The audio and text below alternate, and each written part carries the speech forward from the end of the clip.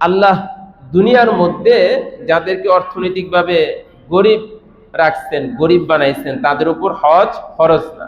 তারা যদি হজ না কইরা মারা যায়, কাল কিয়ামতের মাঠে আল্লাহ তাদেরকে জিজ্ঞাসাবাদ করবেন না।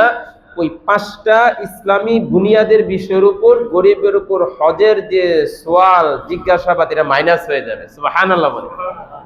এটা কি হয়ে যাবে?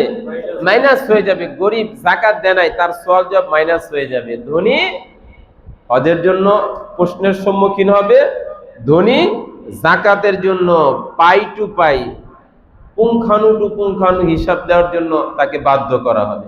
এই জন্য আল্লাহ ধনীদের উপর হজ কি করছেন? ফরজ করছেন। আল্লাহ তাআলা বলেন, আল হাজ্জু আশহুরুম মা'লুমাত, হজ জানা কয়েকটি মাস।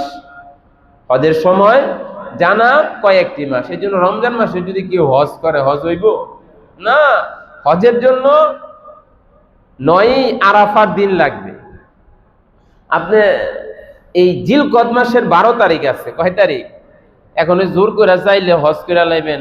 সৌদি সরকার বছরে 2-3 বার হজের আয়োজন করা পেল, আর বাপেরও সাধ্য নাই, যে টাকা দরকার, সুতরাং বছরে 4 বার হজের টিম ফালাইতে পারবো না।